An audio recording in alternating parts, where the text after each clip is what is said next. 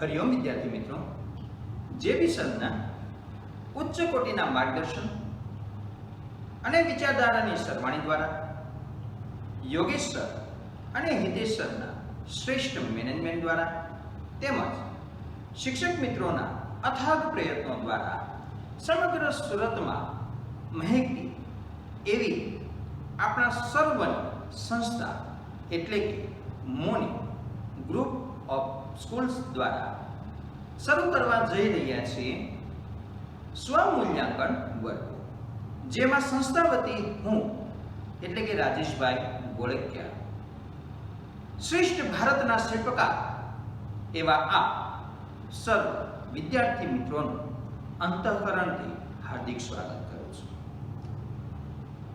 દોસ્તો, પહેલા તો આપણે જાણીએ કે સ્વમૂલ્યાંકન એટલે શું. દોસ્તો, સ્વમૂલ્યાંકનની સંધિ છૂટી પાડીએ તો ત્રણ શબ્દ છૂટા પડશે: સ્વ વત્તા મૂલ્ય વત્તા આંકન.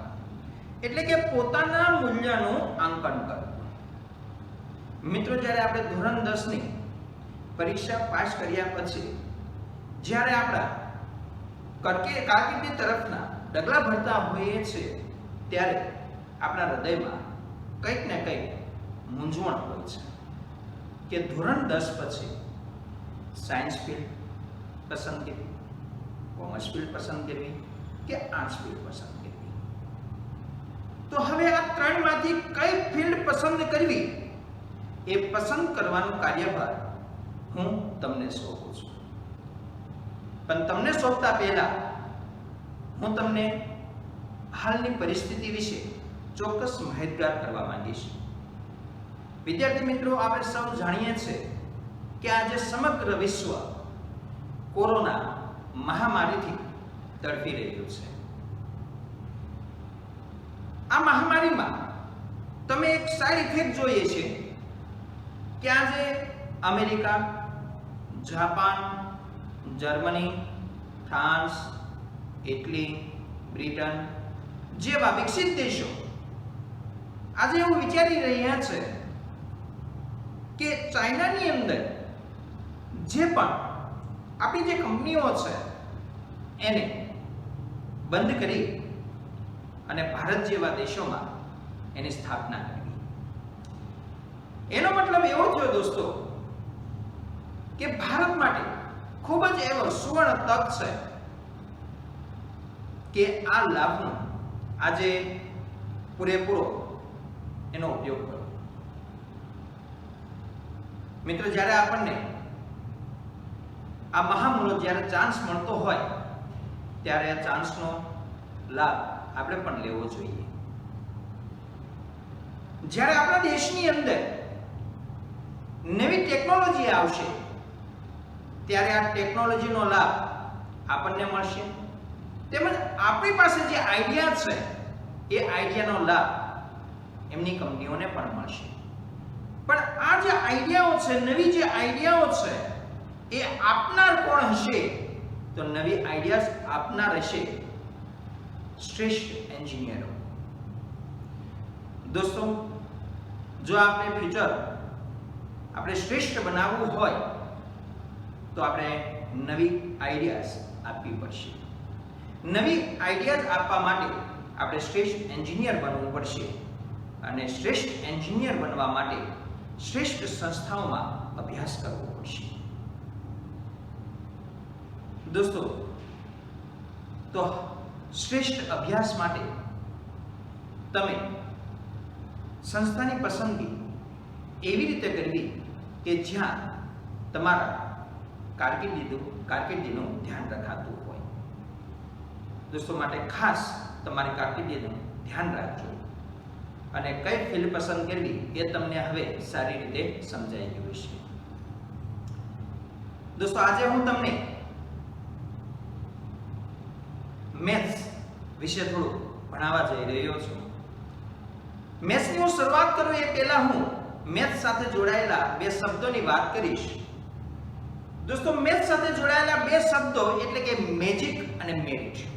દોસ્તો, મેથ્સ એક મેજિક છે. દોસ્તો, જ્યારે આપણે નાના હોઈએ અને જ્યારે આપણને કોઈ સવાલ પૂછી લે કે 1 + 2 કેટલા થાય, તો આપણે ઘણી બધી મૂંઝવણમાં આવી જતા હોઈએ છીએ કે 1 + 2 કેટલા થાય. પણ જ્યારે આપણને આનું નોલેજ આપણને મળી જાય છે કે 1 + 2 = 3 થાય, તો આપણા હૃદયમાં એટલો બધો આનંદ થતો હોય છે અને આપણા હૃદયની અંદર એટલી અંતસ્ફૂર્ણા થતી હોય છે કે મારે હવે વધારે ને વધારે મારે જ્ઞાન મેળવવું છે. અને વધારે ને વધારે જ્ઞાન મેળવવું એનો મતલબ કે એક મેજિક થવું. એટલે દોસ્તો હું કહું છું કે ગણિત એટલે મેજિક. અને મેજિકને કારણે તે આજે આપણે જોઈ શકીએ છીએ કે ઘણા બધા વિદ્યાર્થીઓને ગણિતમાં ખૂબ જ રસ હોય છે, ખૂબ જ રુચિ હોય છે, ખૂબ જ ઇન્ટરેસ્ટ હોય છે, જેને કારણે ખૂબ સારા માર્ક્સ લાવતા હોય છે. પણ આપણે હવે એવો પ્રયત્ન કરવાનો છે કે આપણે જે માર્ક્સ આવ્યા છે એને હજુ આપણે વધારે માર્ક્સ લાવવાનો આપણે પ્રયત્ન કરીએ. ચાલો હવે આપણે બીજો શબ્દ મેરિટ વિશે જાણીએ. દોસ્તો મેથ્સ એક મેરિટ સબ્જેક્ટ છે. એને મેરિટ સબ્જેક્ટ શા માટે કહેવામાં આવે છે? તો દોસ્તો જ્યારે આપણે રિઝલ્ટ જ્યારે આવે છે ત્યારે આપણે જોતા હોઈએ છીએ કે જે વિષયમાં આપણને થોડીક અરુચિ હોય તો એ અરુચિને કારણે આપણે એમાં થોડાક માર્ક્સ ઓછા આવતા હોય છે, જેના કારણે આપણું જે રિઝલ્ટ જે ઉચ્ચ કક્ષાનું બનવું જોઈએ એમાં થોડી અમસ્તી ત્રુટિ આવતી હોય છે. પરંતુ આ જે ઉદ્ભવતી ત્રુટિ છે એ ત્રુટિને દૂર કોણ કરે છે?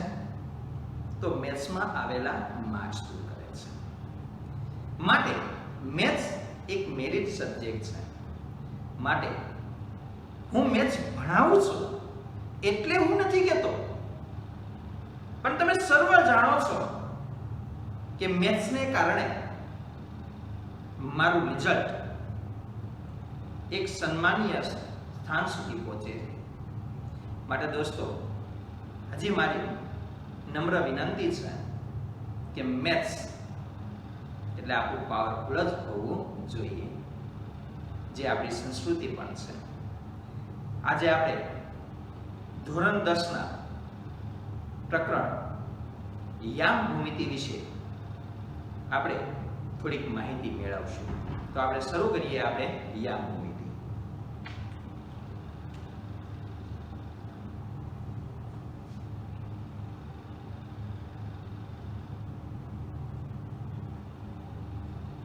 દોસ્તો યામ ભૂમિતિને ઇંગ્લિશમાં કોઓર્ડિનેટ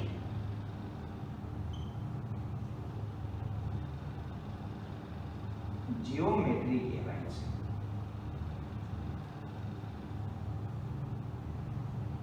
તો યામ ભૂમિતિમાં પહેલા આપણે ધોરણ 10 ની અંદર આપણે શીખી ગયા છીએ વિભાજન સૂત્ર. એ વિભાજન સૂત્ર કેવી રીતે મેળવી શકાય એની માહિતી મેળવીએ.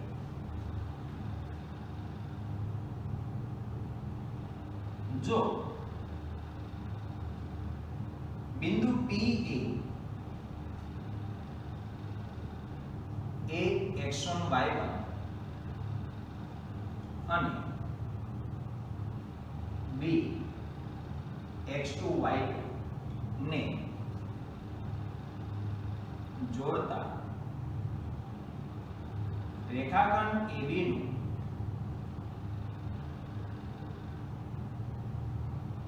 A તરફથી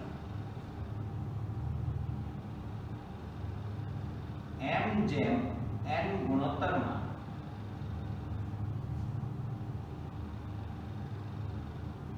અંતઃવિભાજન કરતું હોય તો વિભાજન કરતા બિંદુ P ના યામ મેળવો. ફરીથી આપણો પ્રશ્ન રિપીટ કરી દઈએ. જો બિંદુ P એ x1 y1 અને B x2 y2 ને જોડતા રેખાખંડ AB નું A તરફથી m/n ગુણોત્તરમાં અંતઃવિભાજન કરતું હોય તો એ વિભાજન કરતા બિંદુ P ના યામ મેળવવાના છે. ચાલો હવે કેવી રીતે મેળવવું એ આપણે શીખીએ. આપણે વિદ્યાર્થી મિત્રો જાણીએ છીએ કે આડી રેખાને શું કહેવાય છે દોસ્તો? x અક્ષ.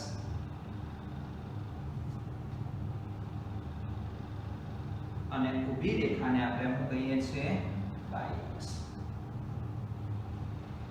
x અક્ષ અને y અક્ષ જે બિંદુમાં છેદે છે એને આપણે શું કહીશું?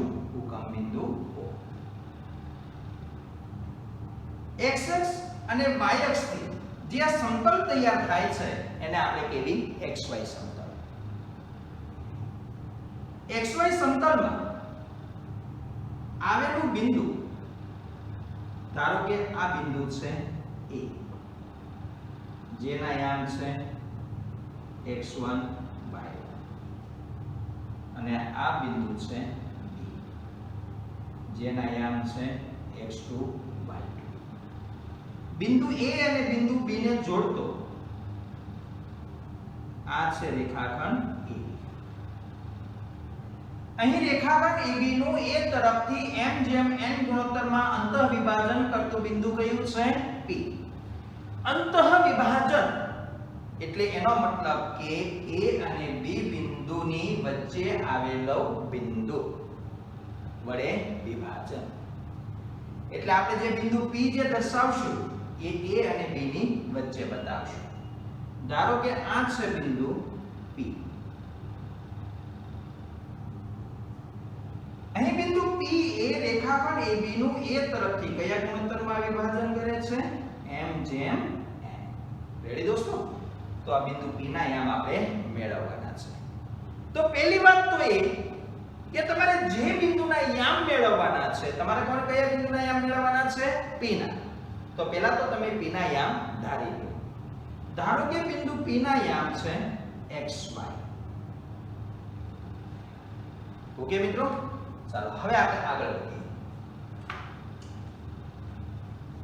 હવે આપણે શું કરશું? તો પહેલા તો આપણે બિંદુ A માંથી x અક્ષ ઉપર લંબ દોરશું. ધારો કે લંબનો લંબાઈ m છે. એ જ રીતે બિંદુ B માંથી x અક્ષ ઉપર દોરેલા લંબનો લંબાઈ ધારો કે કયો છે? n છે. અને બિંદુ P માંથી x અક્ષ ઉપર દોરેલા લંબનો લંબાઈ ધારો કે q છે. આ જ રીતે બિંદુ A માંથી y અક્ષ ઉપર દોરેલા લંબનો લંબાઈ ધારો કે m' છે. B માંથી y અક્ષ ઉપર દોરેલા લંબનો લંબાઈ n' છે. તેમજ P માંથી y અક્ષ પર દોરેલા લંબનો લંબાઈ q'. અહીં મિત્રો m, q અને n આ ત્રણેય બિંદુઓ જે છે એ કઈ અક્ષ ઉપર આવેલા છે? x અક્ષ ઉપર. અને x અક્ષ ઉપર આવેલા હોવાથી એ ત્રણેય બિંદુઓનો x યામ, આ ત્રણેય બિંદુઓનો y યામ 0 થશે. ફરીથી રિપીટ કરું છું. m, q અને n આ ત્રણેય બિંદુઓ x અક્ષ ઉપર આવેલા હોવાથી આ ત્રણેય બિંદુઓનો y યામ શું થશે? 0. તેમજ m', q' અને n' એ y અક્ષ ઉપર આવેલા હોવાથી આ ત્રણેય બિંદુનો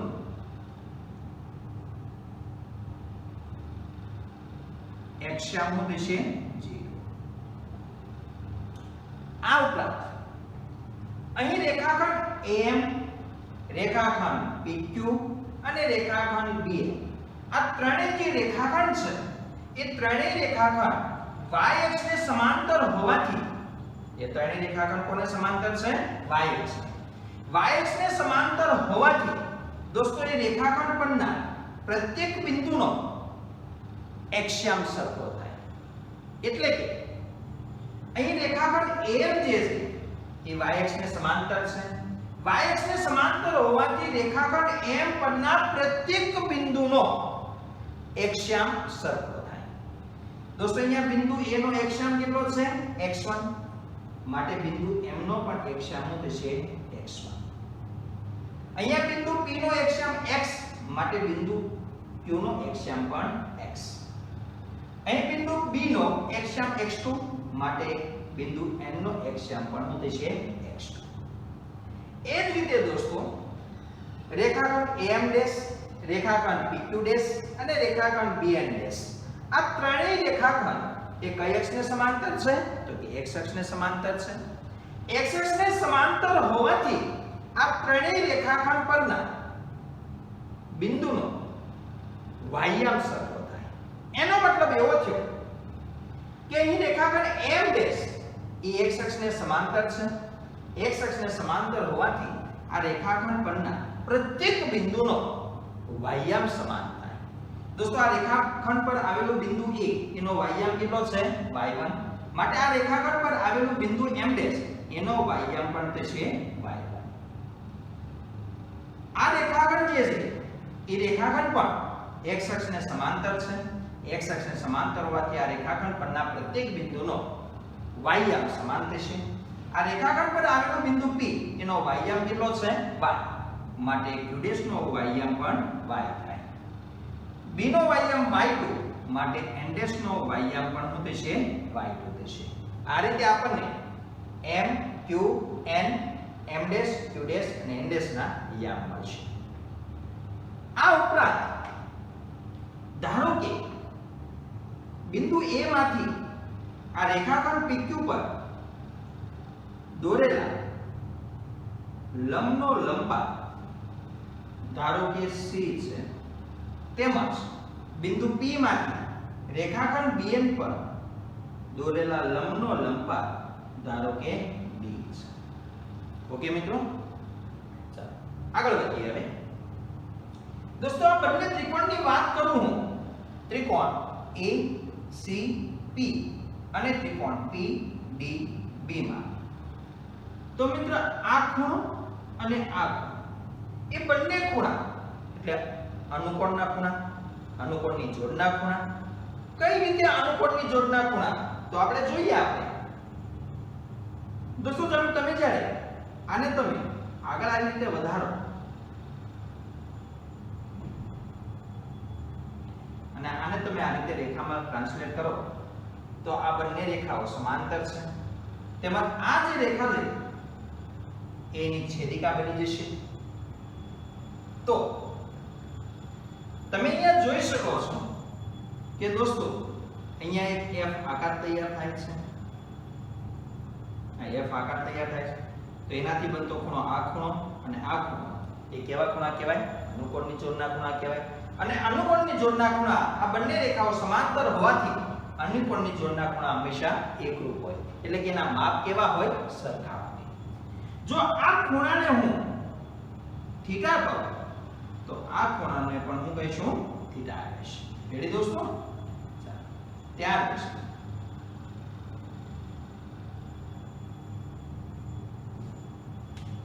આટલું થઈ ગયા પછી હવે આપણે આગળ વધીએ. હવે દોસ્તો આકૃતિ પરથી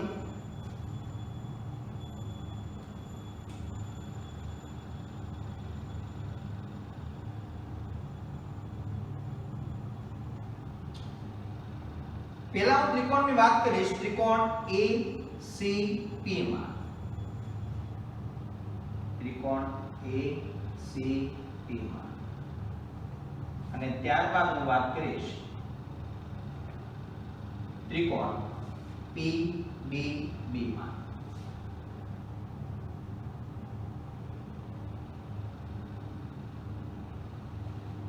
તો પહેલા આપણે જોઈએ ત્રિકોણ ACP માં.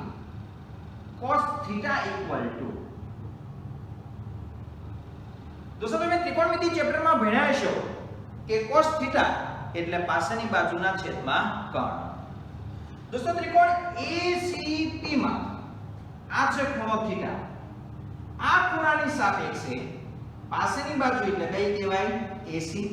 અને કર્ણ એટલે કયો કહેવાય AP એટલે cos થીટા એટલે પાછળની બાજુના છેદમાં કર્ણ અનુસાર શું આવશે AC ના છેદમાં AB તેથી cos થીટા AC दोस्तों AC નું જેટલું માપ છે તમે અહીંયા જોઈ શકો છો દોસ્તો કે અહીંયા એક પ્રકારનો લંબચોરસ તૈયાર થાય છે અને લંબચોરસનો ગુણધર્મ છે કે સામસામેની બાજુના માપ કેવા હોય સરખા હોય તો દોસ્તો જેટલું AC નું માપ છે એટલું જ તે કોનું હોય દોસ્તો MQ નું એટલે માટે હું અહીંયા AC ની જગ્યાએ MQ લખી શકું છેદમાં AP નું મૂલ્ય કેટલું છે m એટલે AP ની જગ્યાએ લખીશ તેથી cos થીટા દોસ્તો MQ નું મૂલ્ય કેટલું થાય તો ખાસ ધ્યાન આપજો દોસ્તો કે અહીં બિંદુ M જે છે એનો અક્ષાંશ કેટલો છે x1 માટે બિંદુ M એ ઉગમ બિંદુથી કેટલા અંતરે કહેવાય તો કે x1 અંતરે એટલે આ અંતર છે આપણું x1 બિંદુ Q નો અક્ષાંશ કેટલો છે x માટે બિંદુ Q ઉગમ બિંદુથી કેટલા અંતરે કહેવાય x અંતરે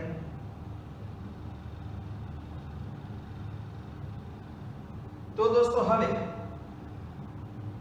M થી Q સુધીનું અંતર કેટલું થશે તો કે આટલા અંતરમાંથી આટલું અંતર હું કરશું 12 આટલું અંતર એટલે કેટલું x એમાંથી આટલું અંતર એટલે કે x1 હું કરશું 12 એટલે આ અંતર થઈ જશે x x1 એટલે MQ આપણને મળ્યું x x1 એટલે MQ ની જગ્યાએ લખી નાખશું આપણે x x1 અપોન ખ્યાલ આવી ગયો દોસ્તો ચાલો સેમ ટુ સેમ એ જ રીતે હવે આપણે જઈએ ત્રિકોણ PDB માં દોસ્તો ત્રિકોણ PDB માં સેમ ટુ સેમ શરૂઆત કરો cos થીટા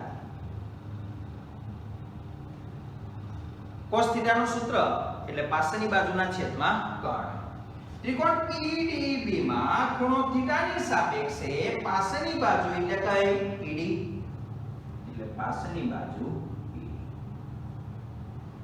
અને એનો કર્ણ છે PD તેથી cos થીટા દોસ્તો PD તમે અહીંયા પણ જોઈ શકો છો કે અહીંયા આકાર કયો બન્યો છે લંબચોરસના ગુણધર્મ અનુસાર સામસામેની બાજુના માપ સરખા માટે PD નું માપ કોના જેટલું થશે તો કે UN જેટલું એટલે PD ની જગ્યાએ આપણે લખી નાખશું UN છેદમાં PB ની જગ્યાએ લખી નાખશું આપણે n તેથી cos થીટા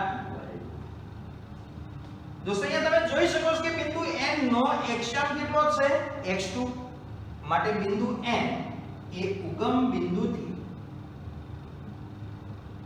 કેટલા અંતરે હોય દોસ્તો તો કે x2 અંતરે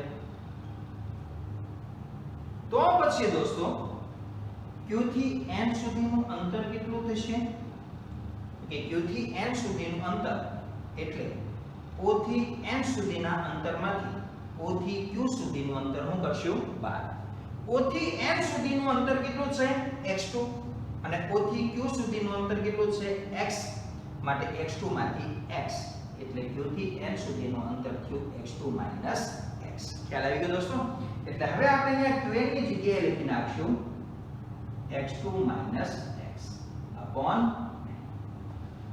રેડી દોસ્તો આટલી વાત ચાલો ત્યાર પછી આગળ વધીએ હવે દોસ્તો આ બંનેની ડાબી બાજુ કેવી છે સરખી આની ડાબી બાજુ પણ cos થીટા છે આની ડાબી બાજુ પણ cos થીટા છે માટે ડાબી બાજુ સરખી તો જમણી બાજુ પણ સરખી એટલે જમણી બાજુ સરખાઈ દીધી તો થઈ ગયું x x1 upon n equal to x2 x upon n ચોકડી ગુણાકાર કરીએ તો n નો પહેલા x સાથે ગુણાકાર પછી n નો x1 સાથેનો ગુણાકાર એટલે થઈ જશે nx nx1 equal to m નો આ બંને સાથે ગુણાકાર કરીએ એટલે m x2 એટલે mx2 minus m into x એટલે mx. રેડી દોસ્તો? ચાલો ત્યાર પછી આગળ વધી દોસ્તો માઇનસ mx આ બાજુ આવે તો પ્લસ mx અને પ્લસ nx તો છે જ, અને માઇનસ nx1 આ બાજુ આવે તો પ્લસ nx1 પહેલા આપણે લખી નાખી mx2 માઇનસ આ બાજુ આવે તો પ્લસ nx1. આ બંનેમાંથી કોમન કાઢવાનું તમને કહેવામાં આવે તો આ બંનેમાંથી શું કોમન નીકળશે તો કે x કોમન નીકળશે, તો આમાં શું રહેશે m પ્લસ આમાં શું રહેશે m ઇક્વલ ટુ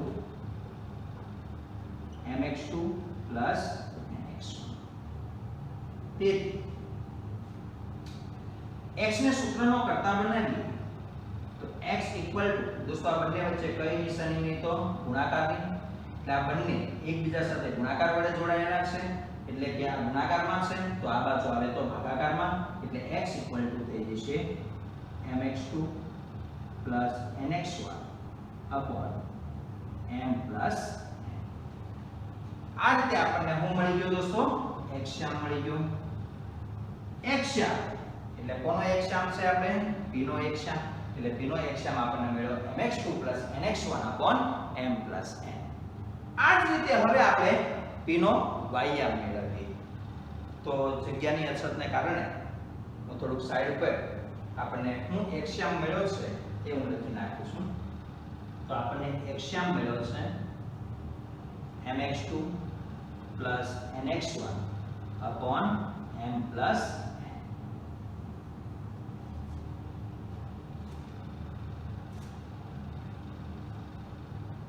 ચલો ત્યારબાદ હવે આપણે y મેળવીએ.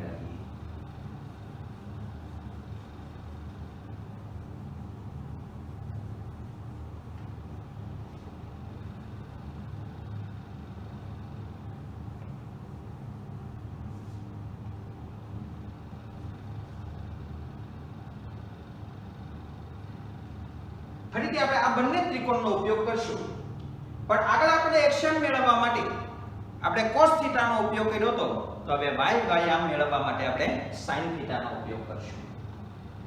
દોસ્તો ત્રિકોણ ACP માં sin θ ACP એટલે ACP એટલે આટલો કાટનો ત્રિકોણ. sin નું સૂત્ર આપણે જાણીએ છીએ sin θ સામેની બાજુના છેદમાં કર્ણ. તો ખૂણો થીટાની સાપેક્ષે સામેની બાજુ કઈ છે તો કે BC છેદમાં કર્ણ કયો છે PA. તેથી sin θ અહીંયા તમે દોસ્તો જોઈ શકો છો કે આ જે PC જે છે અહીંયા જે આકાર જે તૈયાર થાય છે એ આકાર કેવો તૈયાર થાય છે લંબચોરસ, અને લંબચોરસના ગુણધર્મ અનુસાર સામસામેની બાજુના માપ સરખા હોય માટે PC નું મૂલ્ય કેટલું તો કે m' q' જેટલું, એટલે અહીંયા આપણે PC ની જગ્યાએ આપણે લખી નાખશું m' q' અપોન PA નું મૂલ્ય કેટલું છે તેથી sin θ દોસ્તો m' q' નું મૂલ્ય એટલે કે આ બે બિંદુ વચ્ચેનું અંતર કેટલું થશે એ હવે આપણે જાણીએ. દોસ્તો અહીંયા તમે જોઈ શકો છો કે બિંદુ m' છે એનો y કેટલો છે y1, માટે બિંદુ m' જે છે એ ઉગમ બિંદુથી કેટલા અંતરે હોય તો કે y1 જેટલા અંતરે, એટલે અહીંથી તે અહીંયા સુધીનું અંતર y1 છે. ઉપરાંત બિંદુ q' જે છે એનો y કેટલો છે y, માટે બિંદુ q' એ ઉગમ બિંદુથી કેટલા અંતરે હોય તો કે y જેટલા અંતરે.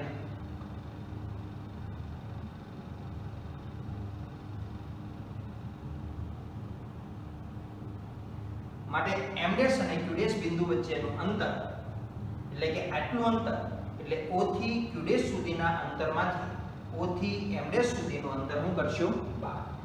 o થી q' સુધીનું અંતર કેટલું છે y, અને o થી m' સુધીનું અંતર કેટલું છે y1, એટલે y માંથી y1 12, એટલે અહીંથી અહીંયા સુધીનું અંતર આવશે y y1. ઓકે દોસ્તો, એટલે q ડેશ m ડેશ વચ્ચેનું અંતર થયું y માઈનસ y1 એટલે m ડેશ q ડેશ ની જગ્યાએ લખી નાખીશું y minus y1 upon same to same એ જ રીતે હવે આપણે જઈએ ત્રિકોણ PDB માં એટલે કે PDB માં જઈએ તો ત્રિકોણ PDB માં sin θ ઇક્વલ ટુ sin એટલે સામેની બાજુના છેદમાં કર્ણ તો ત્રિકોણ PDB માં ખૂણો θ ની સાપેક્ષે સામેની બાજુ કઈ છે તો કે BD છેદમાં કર્ણ કયો છે તો કે PB તેથી sin θ ઇક્વલ ટુ અહીંયા પણ તમે જોઈ શકો છો કે અહીંયા પણ આકાર આપણો કયો તૈયાર થાય છે તો કે લંબચોરસ લંબચોરસનો ગુણધર્મ સામસામેની બાજુના માપ સરખા એટલે BD નું માપ કોના જેટલું થશે તો કે n ડેશ q ડેશ જેટલું થશે એટલે BD ની જગ્યાએ હું લખી નાખીશ n ડેશ q ડેશ આપો PB નું મૂલ્ય કેટલું છે તો કે n તેથી sin θ equal to n dash q dash આ બે બિંદુ વચ્ચેનું અંતર કેટલું થશે તો કે અહીંયા બિંદુ n ડેશ જે છે એનો y કેટલો છે તો કે y2 માટે બિંદુ n ડેશ જે છે એ ઉગમ બિંદુથી કેટલા અંતરે હોય તો કે y2 જેટલા અંતરે એટલે એનો મતલબ કે અહીંથી તે ઉગમ બિંદુ સુધીનું અંતર થશે y2 માટે દોસ્તો n ડેશ અને q ડેશ વચ્ચેનું અંતર એટલે ઉગમ બિંદુથી n ડેશ સુધીના અંતરમાંથી ઉગમ બિંદુથી q ડેશ સુધીનું અંતર હું કરશું 12 ઉગમ બિંદુથી n ડેશ સુધીનું અંતર કેટલું છે તો કે y2 અને ઉગમ બિંદુથી q ડેશ સુધીનું અંતર કેટલું છે તો કે y એટલે y2 માંથી y 12 એટલે એનો મતલબ n ડેશ અને q ડેશ વચ્ચેનું અંતર થયું y2 માઈનસ y એટલે આપણે n ડેશ q ડેશ ની જગ્યાએ લખી નાખશું y2 માઈનસ y અપોન મિત્રો અહીંયા બંનેની ડાબી બાજુ કેવી છે સરખી તો જમણી બાજુ પણ કેવી સરખી જમણી બાજુ આપણે સરખાઈ દઈએ તો y minus y1 upon m equal to y2 minus y upon ચોકડી ગુણાકાર કરીએ એટલે થઈ જશે ny minus ny1 equal to my2 minus my તેથી માઈનસ my આ બાજુ આવે તો પ્લસ my અને આ પ્લસ ny તો છે જ અને આને આપણે આ બાજુ લઈ લઈએ પહેલા આપણે લખી નાખીએ my2 માઈનસ ny1 આ બાજુ આવે તો પ્લસ ny1 આ બંને માંથી કોમન નીકળશે તો કે y એટલે રહી જશે m plus n equal to my2 plus ny1 તેથી y equal to my2 plus ny1 upon m plus આ રીતે આપણને શું મળી ગયો y તો આપણને બિંદુ P નો xm આપણને મળ્યો તો mx2 nx1 m n અને ym મળ્યો આપણને my2 ny1 m n તેથી P ના યામ આપણે મિત્રો શું ધારેલા P ના યામ xy ઇક્વલ x ની જગ્યાએ આપણે હું લખશું x ઇક્વલ ટુ આપણને શું મળ્યું mx2 nx1 m n અને y ની જગ્યાએ લખશું આપણે my2 ny1 m n આ રીતે આપણે વિભાજનનું સૂત્ર આપણે મેળવી શકીએ તો દોસ્તો બધાને ખ્યાલ આવી ગયો છે આનો